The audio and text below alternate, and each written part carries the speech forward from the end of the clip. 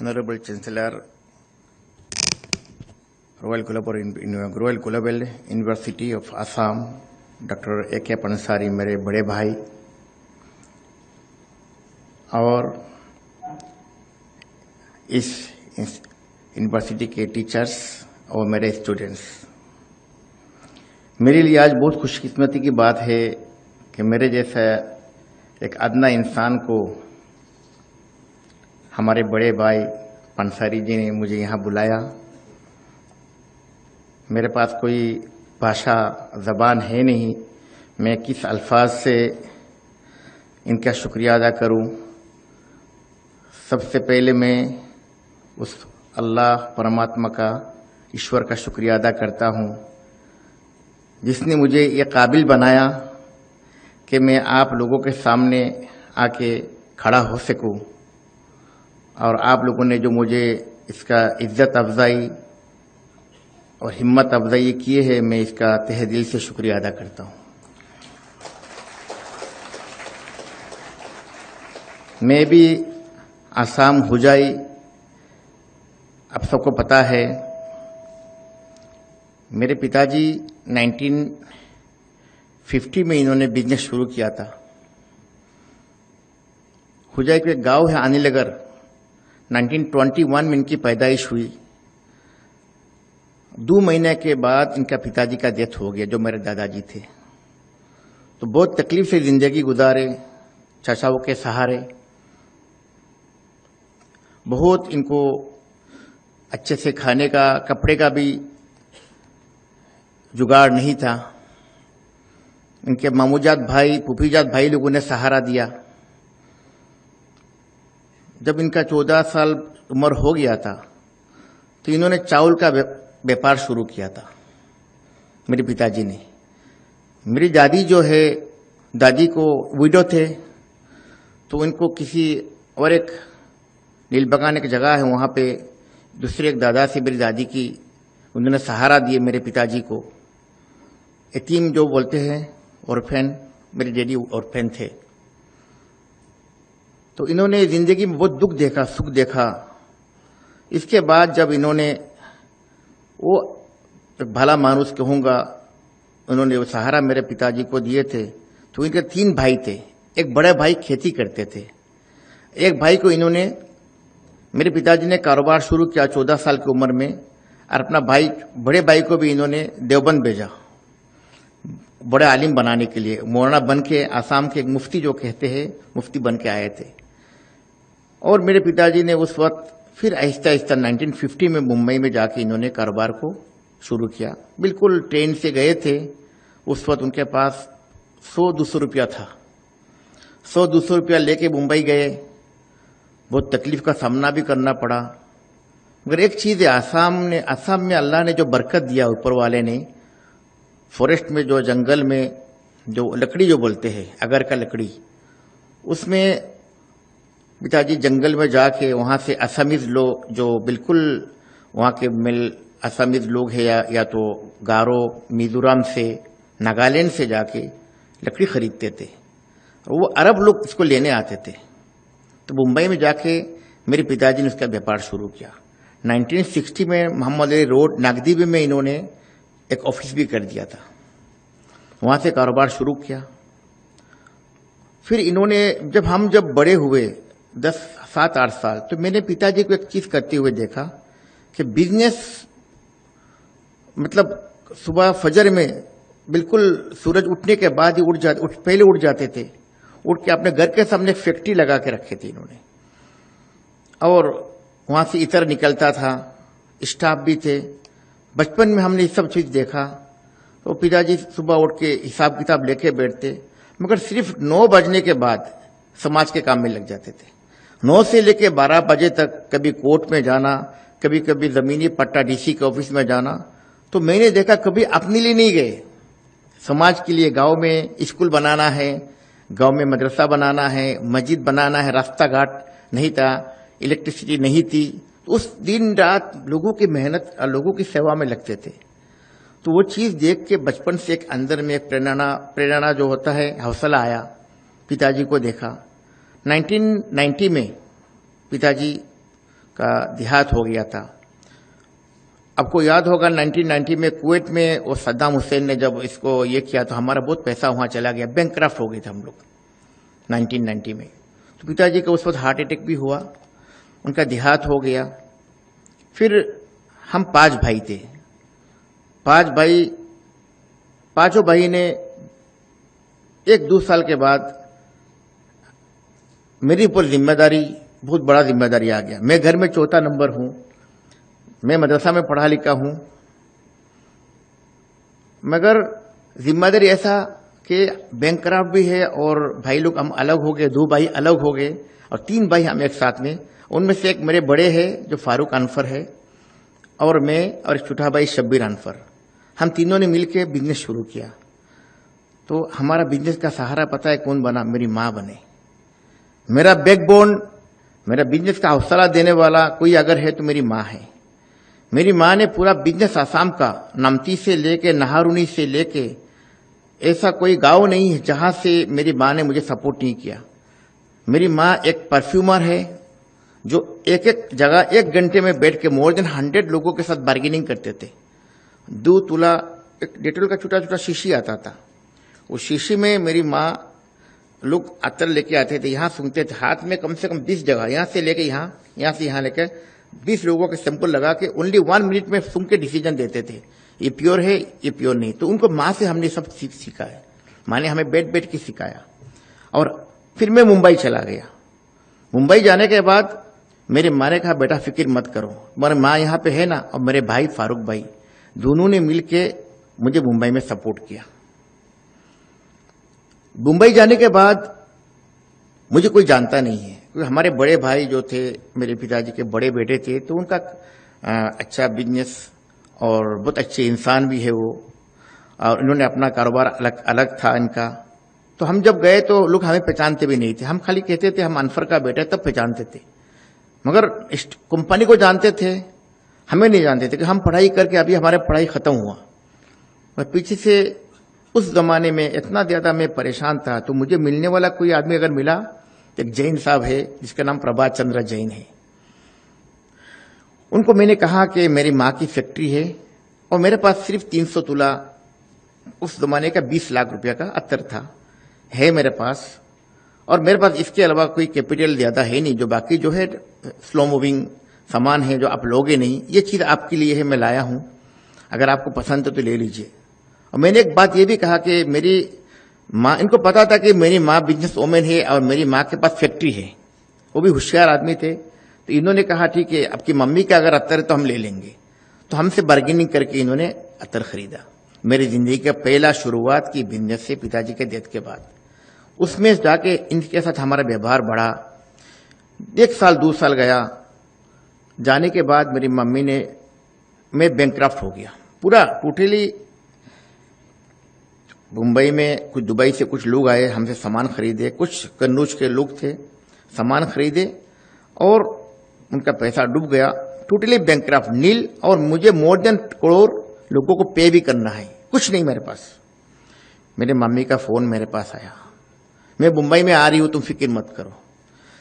Can you believe, market को सबको बुलाया मेरी माँ ने, आसाम के सप्लायर को बुला के बोला, आप लोग मुझे भरोसा करते हैं, मैंने कभी किसी का कुछ पैसा कभी खाया, आपको टाइमली पैसे दिया, अब मेरा सिचुएशन खराब है, अभी मेरा बेटे के पास थोड़ा प्रॉब्लम आ रहा है, अगर आप मुझे भरोसा करते हैं तो मुझे इतना 1000 तोला अत्तर चाहिए, आप देंगे? आसाम के हिंदू मुस्लिम बहुत से नामती नाहरुनी के, कुछ एक मरवाड़ी लोग भी है, एक गिगा करके थे, मिस्त्री जी करके थे, सब लोगों ने मम्मी को अत्तर दिए। मेरी मम्मी खुद आसामी मुंबई अत्तर लेके जाके मुझे बेटा कहा, फिक्र मत करो, ये सामान है, और मैं लोगों से 6 महीने का टाइम लिया, तुम मुझे खाली इतना करना कि इसको बेच के दे देना। मुझे पता था मेरी मम्मी का जो परचेज किया हुआ चीज है वो बहुत अच्छा रहेगा। मैं उस चीज को लेके मैं कुछ पीसी जैन, प्रभात चंद्र जैन के साथ पास गया और कुछ बड़े बड़े और बिजनेसमैन के पास गया, उन्होंने मेरा माल खरीदा। उधर से मेरा फिर दोबारा उसमें मैं इतना कमा लिया कि लोगों को पेमेंट करने के लिए, लोगों को पुराना पेमेंट भी दे दिया मैंने, और लोगों का जो ये नेट जो अभी प्रेजेंट जो अत्तर खरीदा उसका पेमेंट भी मैंने कर दिया। तो ये सब सपोर्ट किसने किया? माँ ने किया। तो इंसान, माँ जो है ना, बाप जो है ना, मैं आप लोगों को एक बात कहता हूं, दुनिया में ऊपर वाले के बाद अगर किसी का एहसान है ना, माँ बाप का एहसान है।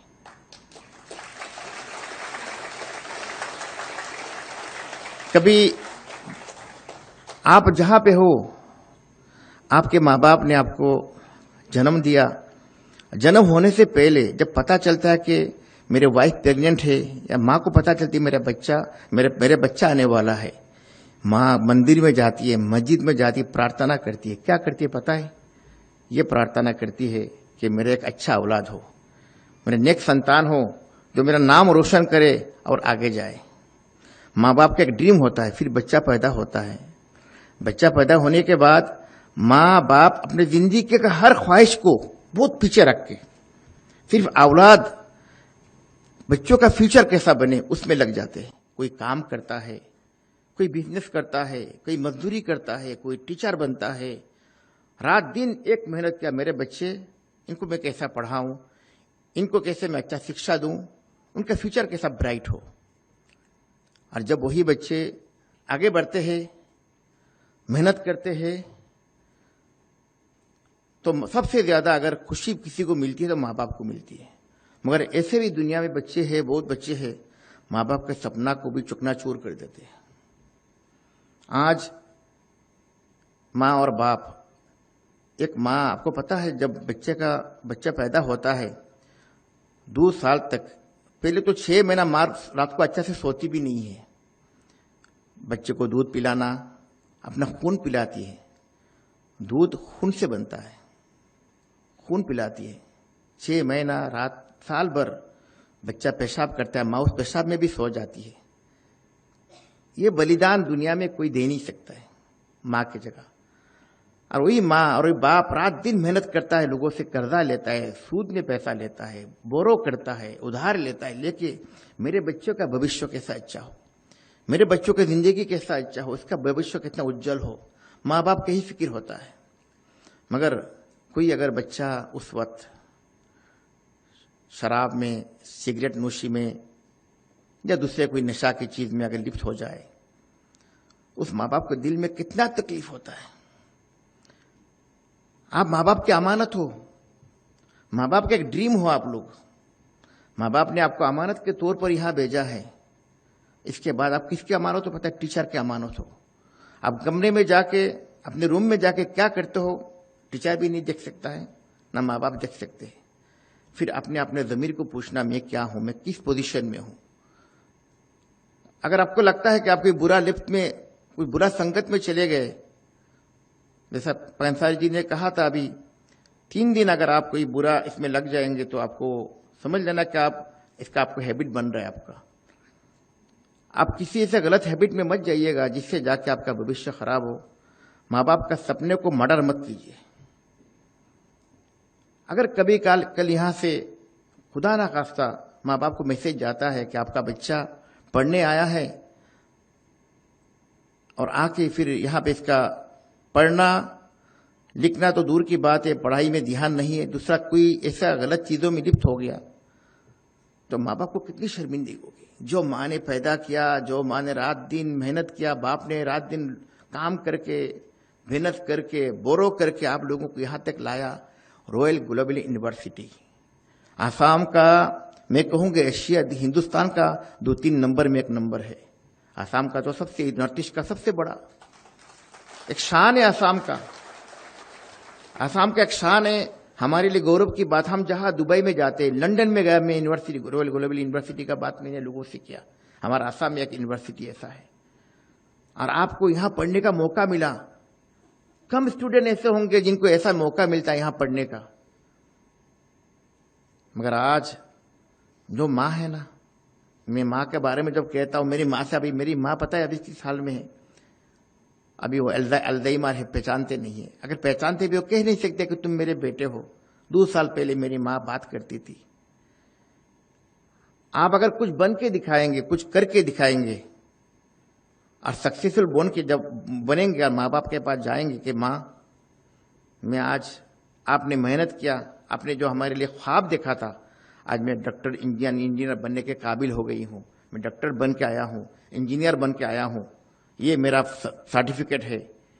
दुनिया में अगर सबसे ज्यादा कोई खुश होगा तो माँ बाप, इसके बाद कोई है तो टीचर। माँ बाप के साथ टीचर का भी एहतराम करना बहुत जरूरी है। अगर आपने सिर्फ माँ बाप को रेस्पेक्ट नहीं किया और टीचर को नहीं किया तो आपने माँ बाप को रेस्पेक्ट नहीं किया। आपका अंदर में ऐसा अखलाक होना चाहिए, आपका सीरत, आपका कैरेक्टर, आपका किरदार, लोगों से बात करने का सलीका, लोगों से बात करने का तर्ज, लोगों से बात करने का अंदाज ऐसा होना चाहिए कि आपका हर बात में मुस्कुराहट झलके। आपका बात ऐसा होना चाहिए कि आपका कैरेक्टर देख के लोगों को मन में ये बात लगे कि इसका माँ बाप कितने अच्छे इंसान होंगे। और आपका बिहेवियर अगर लोगों के साथ हिंसा और लोगों के साथ जिद, लोगों के साथ हर वक्त गुस्सा, गाली गलौज, तो आपका कैरेक्टर तो बहुत बात की बात है। सबसे पहले लोग आपका माँ बाप को गाली देंगे। ये देखो, इसका बाप का संस्कार घर में अच्छा नहीं होगा, नहीं तो ये बाप का बेटा ऐसा कर रहा है, घर में जरूर ऐसा ही होगा। हम कुछ गलत करते हैं तो गाली हमारा माँ बाप को पड़ जाता है। ये दुनिया जो है ना, एक सीखने का चीज है। ये दुनिया जो है ना, ये दुनिया अल्लाह ने हमें, ईश्वर ने भेजा है, एक संघर्ष का जगह है, इम्तिहान की जगह है। यहां हमको इम्तिहान करना है, इम्तिहान में कामयाब होना है। और आप इस इम्तिहान में हो, पढ़ाई भी एक इम्तिहान है। सुबह से शाम तक आपको एक संघर्ष करना है कि मुझे अच्छे इंसान, अच्छे डॉक्टर बनना है, अच्छे इंजीनियर बनना है, अच्छे इकोनॉमिस्ट बनना है। इसके लिए आपको मेहनत करना पड़ेगा। मेहनत के बगैर कुछ हासिल नहीं होता है। मेहनत के बगैर कुछ हासिल नहीं होता है। मगर मेहनत के साथ एक चीज बहुत जरूरी है कि संस्कार, अदब, अखलाक। मैं जब मदरसा में पढ़ता था, देवबंद गया था, ये दुनिया में तो मैं नहीं देखा। मेरे साथ हम जमात एक स्टूडेंट थे, तो मैं नहीं देखा उनको चप्पल पहन के मदरसा में जाने के लिए। मैं बोलता हूँ, भाई तुम चप्पल क्यों नहीं पहनते हो? बोलते मैं कैसा चप्पल पहन सकता हूँ, मैं यहाँ पे इल्म सीखने आया हूँ, मैं कुरान सीखने आया हूँ, दीन सीखने आया हूँ। मैं अगर अभी चप्पल पहनूंगा, कोई टीचर यहाँ चल के जा रहा है, उसका टीचर का कदम में मेरा चप्पल गिर जाएगा, तो फिर मेरा वो अखलाक, अदब, एहतराम कहाँ रहेगा? मैं इसलिए खाली पाँव घूमता हूं ताकि कोई टीचर का कदम में मेरा चप्पल नहीं गिर जाए। मैंने अपने आंखों से देखा, मेरा हमजमात था वो। आप जब तक आप अगर कितने भी आप बड़े एजुकेटेड बन जाए, बनने के बाद अगर आपके पास अखलाक और टीचर के साथ आपका रवैया अच्छा नहीं रहा, कभी आप अच्छे सक्सेसफुल इंसान नहीं बन सकते। माँ बाप के साथ आपका रवैया अच्छा नहीं है, आप सक्सेसफुल इंसान नहीं हो। आप सक्सेसफुल इंसान तब होंगे कि आपका टीचर के साथ आपका व्यवहार अच्छा हो। मेरी जिंदगी में ऐसा एक बात आया था, मेरे पढ़ने का टाइम में मैंने मेरे टीचर के साथ मैंने सिर्फ दूर से एक बार बात कर लिया, बदतमीजी से बात किया था। मुझे इन्होंने बहुत मारा भी था, तो मैंने कुछ वर्ड बोल दिया था इनको। मेरे पिताजी के पास शिकायत गया था। जाने के बाद पिताजी ने कहा, तुम मेरे घर पे तब आओगे तब तुम टीचर को माफी मांगोगे। मुझे घर के लिए मेरा दरवाजा बंद कर दिया था। मैं 3 दिन मदरसा में रहा। मैं टीचर का पाँव पकड़ा, माफी मांगा, और टीचर ने फिर पिताजी को बोला कि आपका बेटे को मैंने माफ कर दिया।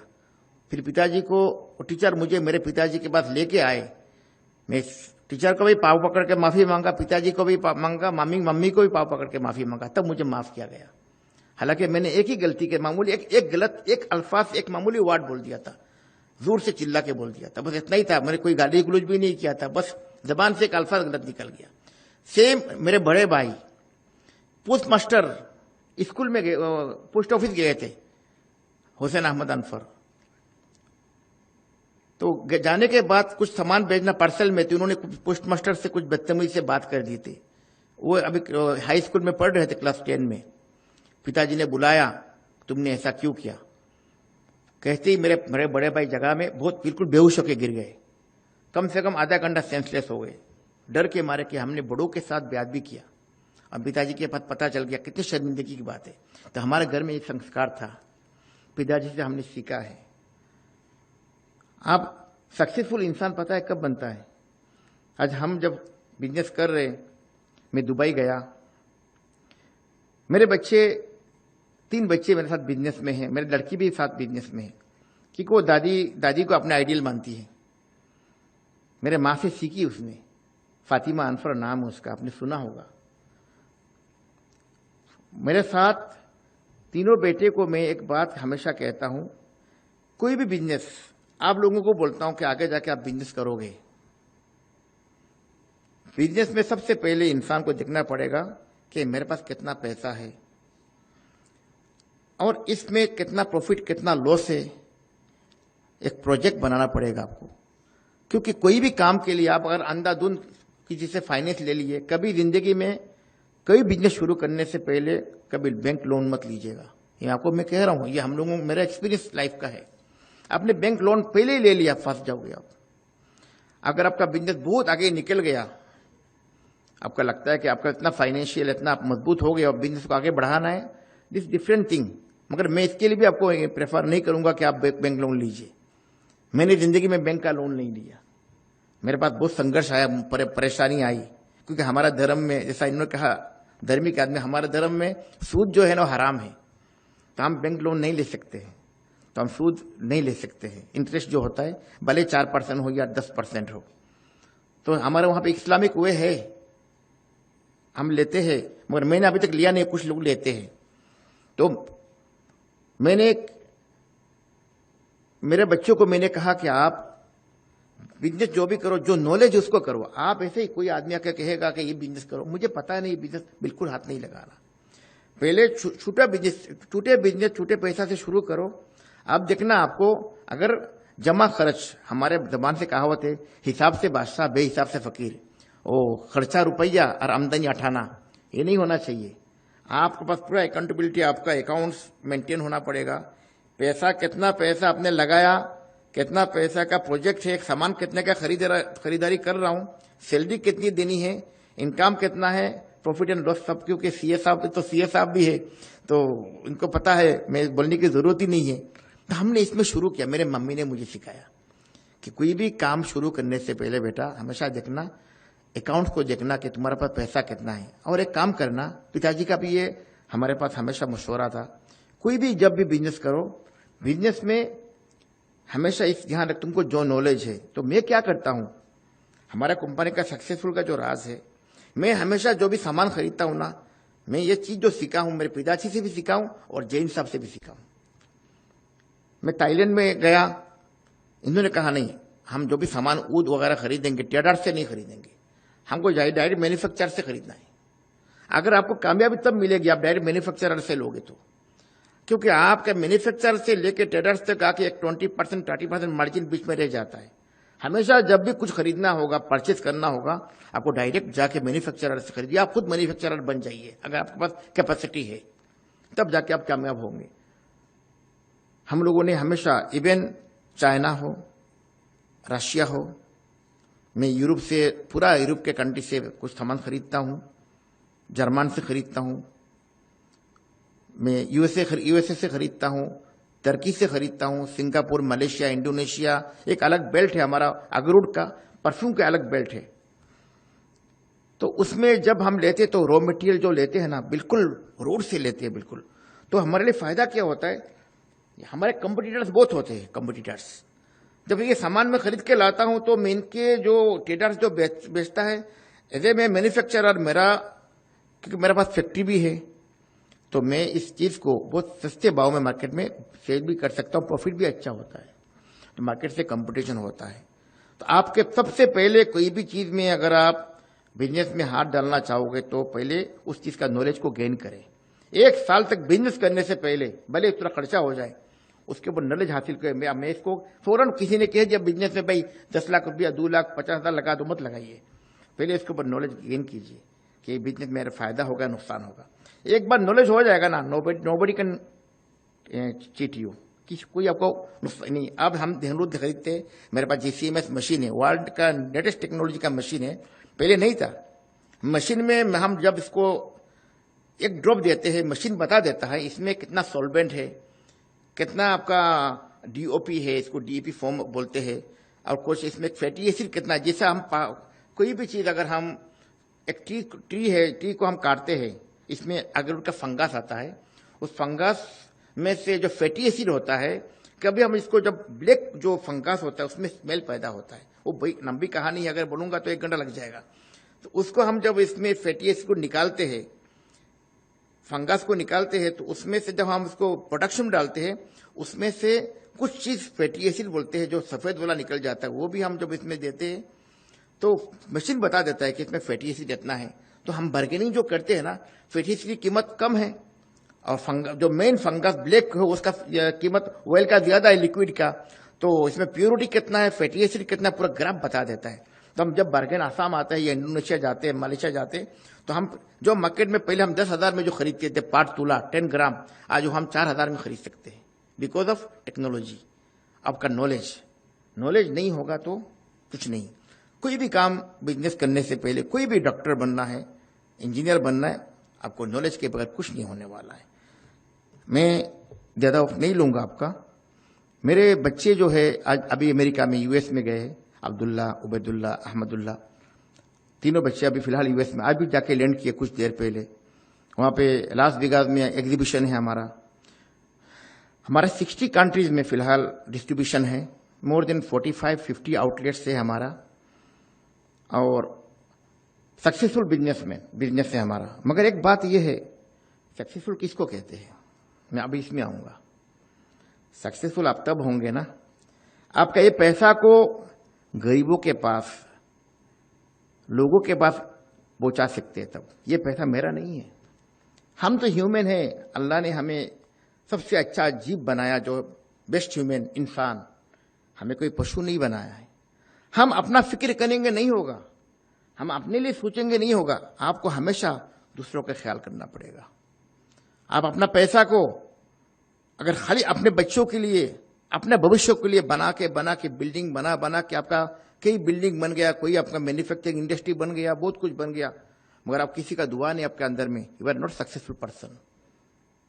अब तक सक्सेसफुल होंगे कि आपके साथ हजारों लोग जीते हैं, आप गरीबों का मुस्कुराहट बनते हैं, गरीबों की मदद करते हैं। जो बच्चे पढ़ने के लिए उनके पास पैसा नहीं है, उनको पैसा के लिए आप पैसा देते हैं, उनको स्कॉलरशिप देते हैं, उनको हायर शिक्षा देते हैं उनको, तो ही आप सक्सेसफुल इंसान हैं।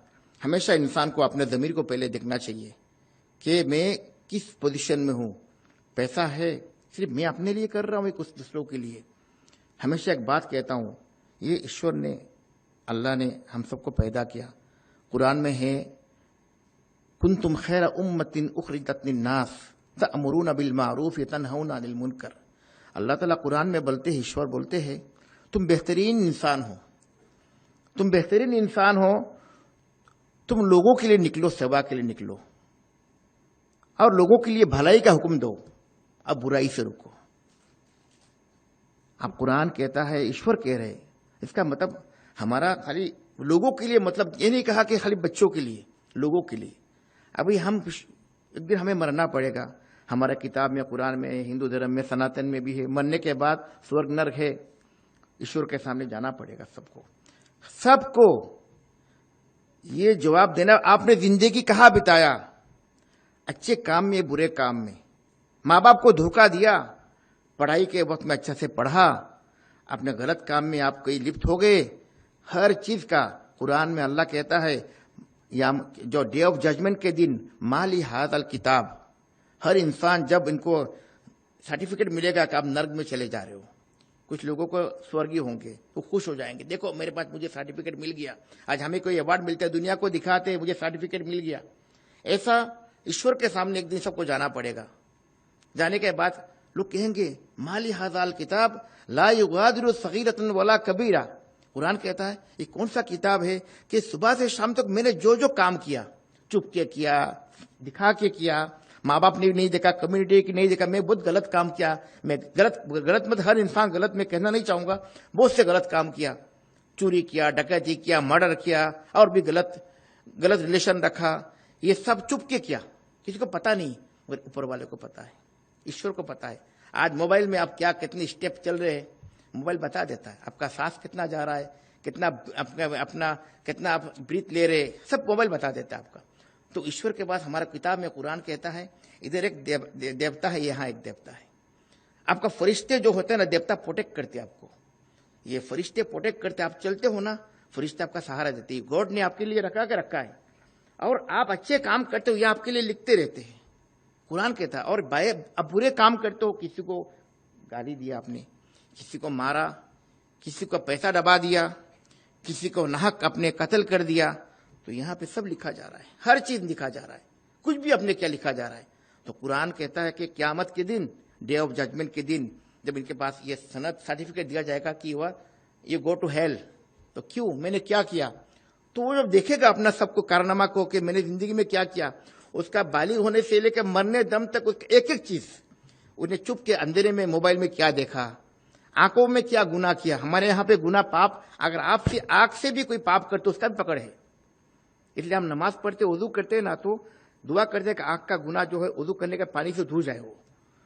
तो ये एक साइंटिफिकली है, आंखों से गुनाह, जबान से इसलिए कुल्ली करते हैं, ईश्वर का नाम लेके, ताकि हमारा पाप धुल जाए, कुल्ली करते हैं। फिर नाक में पानी देते हैं ताकि हमने गलत कोई चीज का हमने इस्तेमाल तो नहीं किया, नाक को सफाई करते हैं। हर चीज में साइंटिफिकली है। तो ईश्वर क़यामत के दिन सबको कहेगा कि तुम, तो ये आदमी के पास सब सर्टिफिकेट आएगा, कारनामा कि मैंने ये गलत किया, ये गलत किया, ये गलत किया। तो ये जिंदगी जो है ना, आजमाइश की जिंदगी है। हम बेस्ट ह्यूमन हैं, हमें बेस्ट ह्यूमन के जैसा जीना है, एक दूसरे के मददगार बनना है।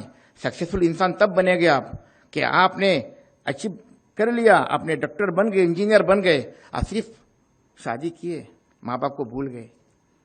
बहुत से बच्चे ऐसे दुनिया में मिलेंगे, शादी करके अपने बच्चों को भूल जाते हैं, माँ बाप को भूल जाते हैं, भाई बहन को भूल जाते हैं।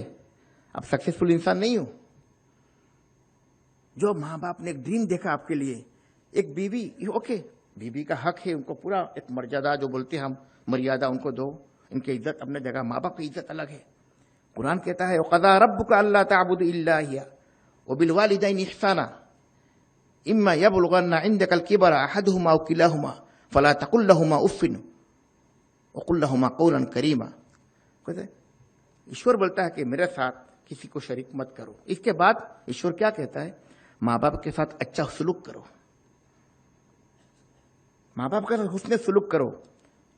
इम्मा यबलुगन्ना इंदकल किबरा, दोनों में से कोई अगर बूढ़ा हो जाए, कभी आपको कुछ बात कह दे तो आपको भी उफ भी मत करना, उनको माँ बाप के साथ उफ भी नहीं करना।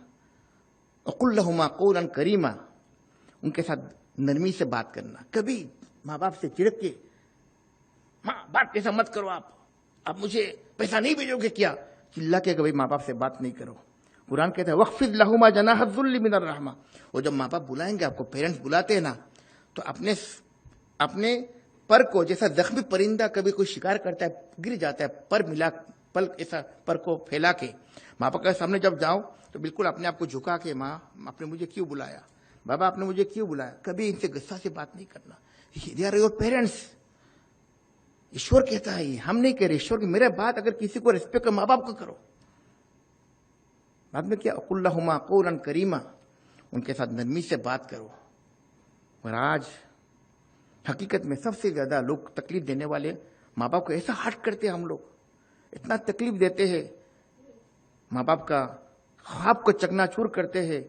बहुत से बच्चे आज इस जमाने में, गुवाहाटी में, मैं आसाम में था, अभी हुजाई में एक जगह गया, मैंने कम से कम अभी तक मोर देन 1800 अभी तक मैंने सिर्फ ड्रग्स के ऊपर मैंने फिर मीटिंग किया मैंने, अब मैं लोगों को करवाया। सदाकोता स्वभाव जो बोलते हैं कि ड्रग्स खाने से लोगों को क्या होता है, माँ बाप कितने परेशान, एक माँ बाप मजबूर हो जाता है, एक लड़का ड्रग्स लेता है, लड़की ड्रग्स लेती है, इससे बड़ा मजबूर माँ बाप क्या कर सकते हैं, हेल्पलेस, कुछ नहीं है। मगर बच्चे किसी संगत, बुरे संगत में जाके जिंदगी खुद का भी खराब हो गया, माँ बाप का ड्रीम को चुकनाचूर किया, ईश्वर को भी नाराज कर दिया। कितना अच्छा चेहरा ईश्वर ने हमको दिया है। हम जब आईना में देखते हैं अपने चेहरे को, कि हमें हमारा किताब में लिखा है, जब भी देखो कि ऊपर वाला का शुक्रिया अदा करो, अपने चेहरे को देख के, नाक को देखो शुक्रिया अदा करो, कितना बेहतरीन चेहरा बनाया, दुनिया का कोई साइंस में लिखी ये चेहरा तो नहीं बना सकता है, ऊपर वाला ने बनाया, शुक्र। इसके बाद चेहरा जैसा खूबसूरत, ये तो ढल जाएगा, एक दिन ढलने वाला है, बूढ़े भी हो जाएंगे आप, मगर अपना सीरत को हमेशा खूबसूरत रखना। सीरत क्या है, कैरेक्टर, चेहरा खूबसूरत है, ढलने वाला है, बुढ़ापा आने वाला है, मरना है, मगर लोग याद रखे कि अशोक पंसारी जैसे एक आदमी थे जिसने रॉयल ग्लोबल यूनिवर्सिटी बना के गया और जाने के बाद भी इसको हजारों साल लोग याद रखेंगे। ऐसा करना है आपको। अगर आप आपके लिए कुछ करते हो, अगर आप आपके लिए कुछ करते हो तो कोई बड़ा कमाल नहीं है। मैं इंडस्ट्री कर दिया 10-10 और मेरे पास रोल्स रॉयस है, मर्सिडीज है, कोई बड़ी कमाल नहीं है। जब आप दूसरों के लिए सोचते हो ना, वो बड़ा कमाल है। अबुल कलाम आजाद ने एक बात कहा था, तुम अगर सिर्फ अपने लिए जिंदा हो तो समझ लेना तुम समाज के लिए जिंदा लाश हो। खुद के लिए जिंदा मत रहो, समाज के लिए जिंदा रहो। और सबसे बड़ी बात मेरे जिंदगी में मैंने एक फलसफा एक ये बना दिया। मैं, हमारे सर ने कहा कि 3 घंटा तो मेरे लिए कंपलसरी है कि मैं लोगों को टाइम देता हूं। मैं बिजनेस में यकीन मानेंगे, मैक्सिमम अगर मैं ऑफिस में जाता हूं शाम को 6 बजे जाता हूं, 8-9 बजे तक मैं बैठता हूं और सुबह में 1 घंटा मैं लैब में बैठता हूं। मैं केमिस्ट भी हूं, मैं केमिस्ट्री भी पढ़ा नहीं हूं, मैं प्रैक्टिकल, मेरे माँ के पास बैठ के मैं केमिस्ट सीखा हूं। मेरी माँ ने मुझे सिखाया तो मैंने ओनली ऊद को सीखा आसाम में। मगर दुबई जब गया तो एक बड़ा परफ्यूम इंडस्ट्री है जो आज जीवादान, फार्मिनिस, IFF जैसे बड़े बड़े कंपनी जो फ्रेग्रेंस बनाते हैं, उस चीज को मैं बनाने का कोशिश करता हूं। और जो जिनको ऑस्कार अवार्ड मिला है, जिनको ऑस्कार अवार्ड मिला, बड़े बड़े परफ्यूमर हैं जिनकी सैलरी मोर देन 10-20 करोड़ रुपया है। ऐसे लोग मेरे पास मुझे फोन करते हैं, मेल करते हैं और मेरे पास सीखने के लिए कि हमें परफ्यूम के साथ इसको ब्लेंड कैसा किया जाए, ऊद को, आसाम का ऊद को, इंडोनेशिया का ऊद को हमें सिखाइए, हम आपको पर डे 25 लाख रुपया देंगे। मगर मैं कहता हूं भाई, पैसा तो मैं नहीं लूंगा, मैं आपको सिखाऊंगा, मगर मेरे जो बेस मटेरियल है, जो परफ्यूम के लिए आपका काम आएगा, आप लीजिए। बिजनेसमैन आदमी हूं तो अपने बेस जो है उनको बना के रखा हूं मेरे पास। उनको मेरे पे अपना जो मटेरियल है, बेस है, एक अगरूड बेस है, Indonesian base, Malaysian base, Vietnam base, सबको बना के इनको मैं सामने प्रोड्यूस करता हूं। वो फिर अपने परफ्यूम में लगाते हैं। 25 लाख तो मुझे एक बार में देके खत्म कर देंगे, मगर वो जब 50-50 करोड़ तो आता रहेगा हर साल में। तो मैं ये करता हूं। ऑस्कार अवार्ड जिनको मिला, इन्होंने एक बीच में इंटरव्यू भी दिया मेरे बारे में। वो मुझको मुश्ताक अनवर, प्रोफेशनल केमिस्ट तो नहीं है, मगर इनके पास जो है, हमने इनसे बहुत कुछ सीखा है। तो मेरे लिए गर्व की बात है। मगर एक बात है, जब आप समझ जाओगे आप सक्सेसफुल इंसान बन गए हो ना, तो आप कुछ नहीं हो। सक्सेसफुल इंसान आप कभी समझना नहीं, आपको सीखना है। जब तक जिंदगी है, बुढ़ापे में भी आपको सीख के जाना है। सक्सेसफुल इंसान जब आप मरने के बाद दुनिया कहेगा कि यह इंसान था, अच्छा काम करके गया है, या आपके पीछे दुनिया कहता है कि यह अच्छा काम गरीबों का मदद करता है, भाई बहनों का मदद करता है, तो आप सक्सेसफुल इंसान है। और खुद अपने लिए जियोगे ना, इसका कोई मूल्य नहीं है, ना ऊपर वाले के पास नहीं, आपकी दुनिया के पास नहीं है। आप अपने लिए मत जियो। अभी से आप दिल में तय कर लो, हमें कुछ बनना है, हमें अच्छे इंसान बन के, बेहतरीन उम्मत बन के, बेहतरीन ह्यूमन बन के मैं लोगों को मदद करना है। दिखेगा ऊपर वाले का प्रोटेक्शन आपके ऊपर आएगा, कुदरती आपके ऊपर रहमत बरसेगा, आसमान से फरिश्ते आपके लिए मदद के लिए आएंगे। बिजनेस मैं 3 घंटा देखता हूं, मगर सुबह में अगर किसी को चैरिटी 10 लाख रुपए करता हूं, यकीन मानेंगे शाम को 1 करोड़ कहां से आता है मुझे पता भी नहीं होता है, मुझे पता भी नहीं होता। अच्छा, मेरा एक बिलीव हो गया, मुझे भरोसा हो गया मेरे अल्लाह के ऊपर कि मैं सुबह किसी गरीब को मुस्कुराहट दूंगा तो मुझे शाम को तो आना ही है, आ भी जाता है। कहां से आता है मुझे पता भी नहीं चलता है। और कभी एक चीज हमेशा कहता हूं, दिल में किसी के लिए कभी हसद, हिंसा मत रखना। हिंसा पता है, जेलसी मत रखना। एक आदमी तरक्की कर रहा है, करने दो। एक घर में 4-5 भाई बहनें हैं, एक भाई तरक्की करने दो, कभी उसको जेलसी मत करना। वो भी खुदा का बंदा है, उसको देने वाला तो ऊपर वाला है, हम और आप कौन होते हैं। जेलसी करोगे नुकसान आपका होगा। और स्टूडेंट भी आप साथ पढ़ते हो, कभी कभी किसी के साथ झगड़ा होता है, उसके ऊपर वो आगे बढ़ रहा है, जेलसी मत करो। आप मेहनत करो उससे आगे निकलने के लिए। आप जेलसी करोगे ना तो आप पीछे रह जाओगे। और जेलसी में क्या होता है ना, आपका तकलीफ, आपको रात को नींद नहीं आएगी, तकलीफ आपको होगी, परेशानी आपको मिलेगी, आपका जिंदगी डिस्ट्रॉय हो जाएगा, खराब हो जाएगा, बिल्कुल बेकार हो जाएगा। इवन बिजनेस भी हम देखते हैं कि फला आदमी इतना आगे बढ़ रहा है, ये आगे बढ़ रहा है, आप ये तय करो हमें इनसे आगे बढ़ना है। ये मत सोचो कि ये क्यों आगे बढ़ गया, ये क्यों आगे बढ़ गया। तो आप ये सोचोगे ना तो आप बर्बाद हो जाओगे, इसी के पीछे रह रह के आप बर्बाद हो जाओगे। कभी नहीं सोचना कि ये क्यों आगे बढ़ रहा है। आपको आगे बढ़ना है, इनसे आगे बढ़ना है। तो मेरे बच्चों, मैं 2-3 चीज आपको कहा हूं, अपनी जिंदगी को बांध तय कर लो कि हमें एक बेहतरीन इंसान बनना है और हमें किसी के ऊपर कभी हिंसा भी, किसी के ऊपर जेलसी नहीं करना है। और जेलसी करोगे ना, एक घर में मैंने देखता हूं बहुत से घर ऐसा है, हमारे गांव ग्राम में भी होता है, माँ बाप के अंदर ऐसा संस्कार होता है कि रात दिन बच्चों के ऊपर बुरा, बाप हमेशा के करेक्ट गाली गुलोज करता रहता है लोगों को, और इसके फिक्र उसके पीछे लगना है, उसको बर्बाद करना है। बच्चे सीख के जो बड़े होते हैं ना, वो बच्चे सीख के भाई ये गलत आदमी है, हसद है, हिंसा है, किसी के बारे में वो कुछ ना कुछ करते रहते हैं। लेकिन मानोगे, वो बच्चा जब डेवलप बड़ा होता है ना, सबसे पहले बाहर किसी को तबाह नहीं करता है, घर को तबाह करता है, भाई भाई को तबाह करता है, भाई बहन को तबाह करता है, कि बाप से सीखा वही चीज ना। इसलिए घर में प्यार मोहब्बत जितना होगा इतना ज्यादा आपके लिए भविष्य के लिए अच्छा है, फैमिली के लिए भी अच्छा है। दूसरी बात, एक घर में माँ बाप भाई बहन होते हैं, इस चीज को रिस्पेक्ट करना, माँ बाप भाई बहन को रिस्पेक्ट करना। भाई एक चला जाएगा, कभी भाई दूसरा आने वाला नहीं है। बाप चले गए, बाप नहीं आने वाले, माँ चलेगी, माँ आने वाली नहीं है, बहन चलेगी, बाकी बहुत रिश्ते मिल जाएंगे आपको। ये रिश्ते मिलने वाला, अब औलाद तो आपका है ही, बीवी आपका है, इनको कदर करना। मगर सबसे ज्यादा नाकदरी करने वाला, एक भाई आगे निकल जाता है, एक भाई घर में तकलीफ में है, भाई देखता भी नहीं है। मेरे पास आज से 1 साल पहले एक आदमी का फोन आता है कि हमारे ईद का दिन है, एक भाई करोड़पति है, मगर मेरे बच्चों को ईद का कपड़ा देने के लिए पैसा नहीं है और घर में अनाज भी नहीं है। इतना दुख हुआ, कितना वो आदमी कितना बदकिस्मत इंसान है। बरबरा ने उसको सब कुछ दिया, मगर अपने भाई को देने की उसका ताकत नहीं है, क्षमता नहीं, क्योंकि उसका बरबरा ने इसका इससे छीन लिया। क्यों? उसने उसकी बदकिस्मती है। इसलिए हमेशा बी पॉजिटिव। जिंदगी में जितना पॉजिटिव रहोगे, लाइफ इतना पॉजिटिव हो जाएगा। और जितने जिंदगी में आप नेगेटिविटी आपके दिमाग में, मगज में, भेजा में घुसेगा, इतना लाइफ भी इतना नुकसान और परेशानी में रहोगे आप।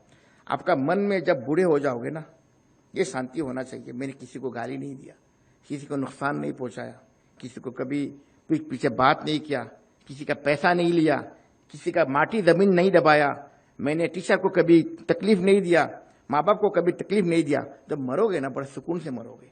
और अगर सबको तकलीफ दे के आप पैसा कमा के आपके पास एक बहुत बड़ा एम्पायर खड़ा कर दिया, तो ये पैसा आपके बच्चे अय्याशी करेंगे, इस पैसे में मौज उड़ाएंगे, शराब पियेंगे, जुआ खेलेंगे पैसा से। ये पैसा में कभी बरकत नहीं मिलने वाला है।